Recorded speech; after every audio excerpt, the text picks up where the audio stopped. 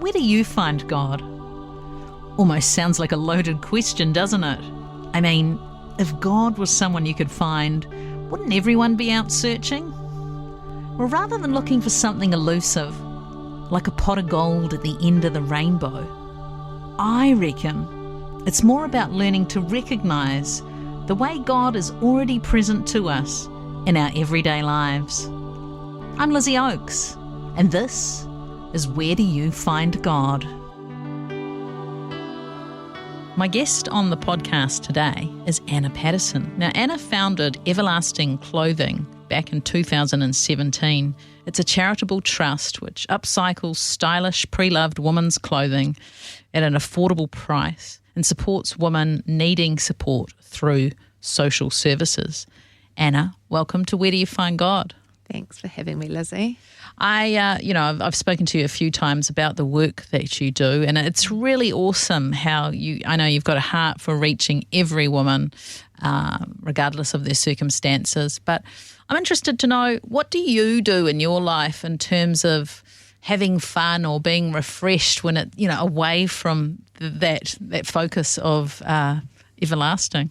I am an extrovert, so I just love to be surrounded by people, and I think the key is great people who fill your cup. Yeah. Like people who you just feel, you walk away from them and you feel like topped up. Yeah, topped up, and it's like they're fangirling you and you're fangirling them, and that's just a really beautiful place to be in friendship, right? Yeah. So I would say that's a big key for me. And as I have got older, and I think even when we've been through times where we've been isolated from people in more recent years, I've learned to find peace and enjoyment from just throwing on worship music and putting it on loud. And I tell everyone I'm a great singer and very undiscovered.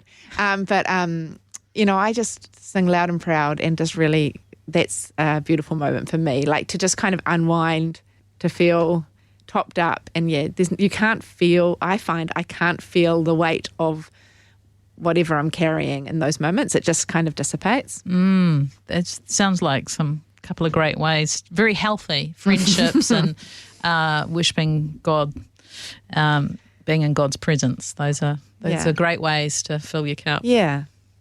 And in Acts chapter 17, verse 27, it says, God intended that they would seek him and reach out for him, though he be not far from each one of us. So my question for you today is, Anna, where do you find God?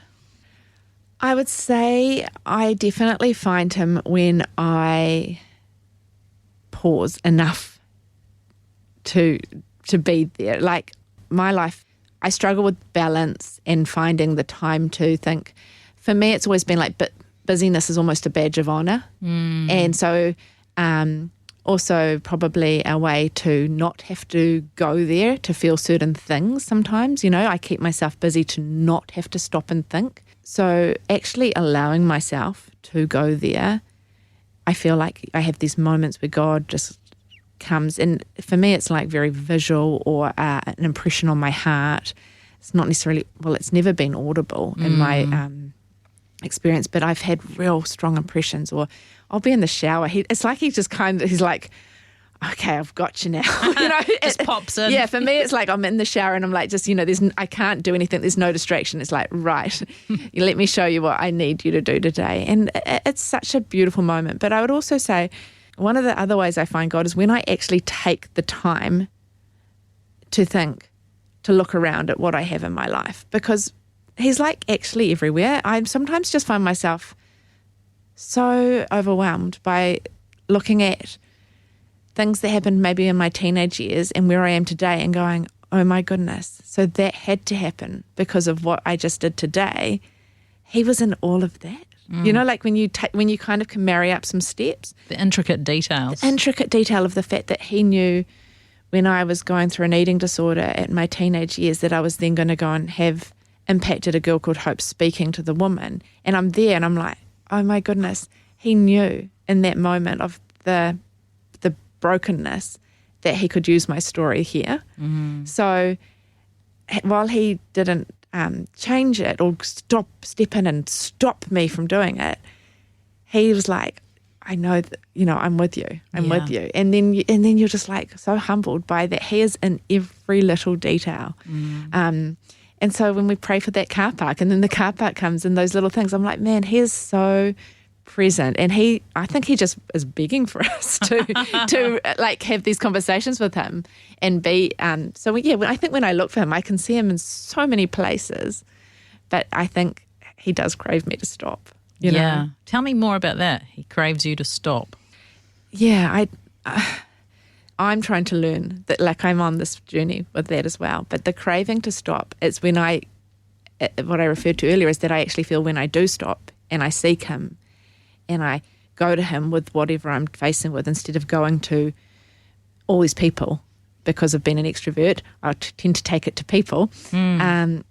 It's like he's so wanting to be in that moment with me and show me, or just kind of give peace or whatever it looks like, that I'm like, oh, I know that he's just so wants us to include him in every aspect. Yeah, it's so funny that I feel like, I say it's funny, it's not really funny, but it's funny that we think we have. I feel like, oh, I do, but I so often just go about my day, and then at the end of the night, like, do my prayer and thanks for getting me through today, and tag it on. Yeah, it's like that. We all do that. Yeah, but actually, when you learn that he's kind of wanting to be in all of it, then it's like, what does that look like?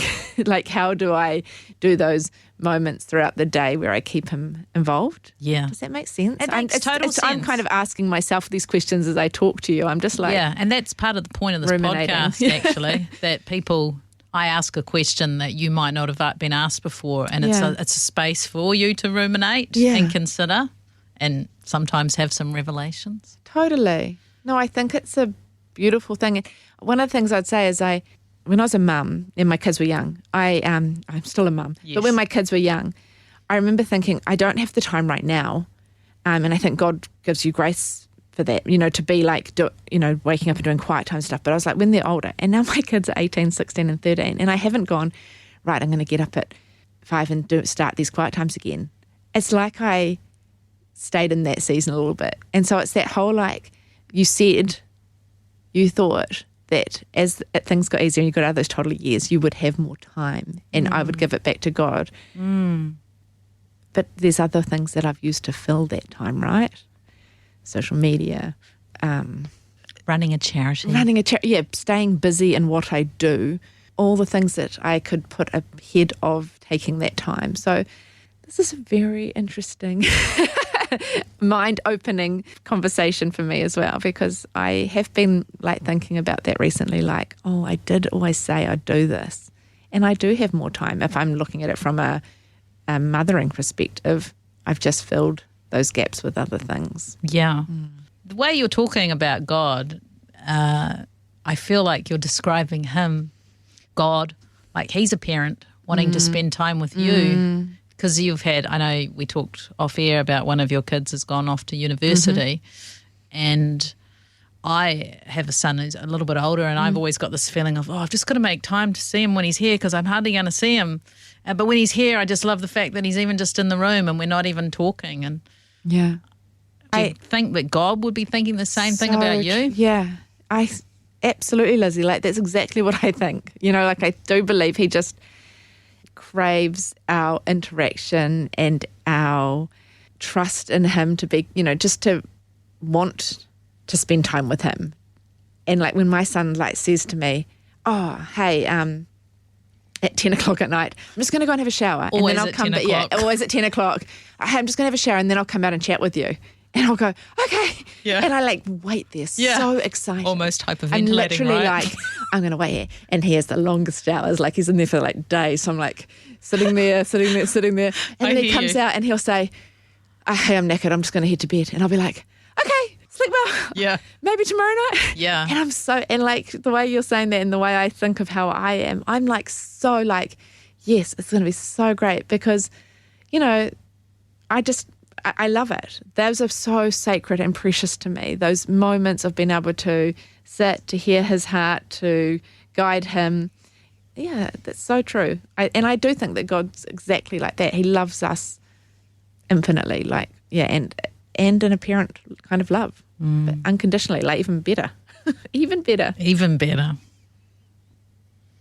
Anna, what would be your takeaway from our conversation today?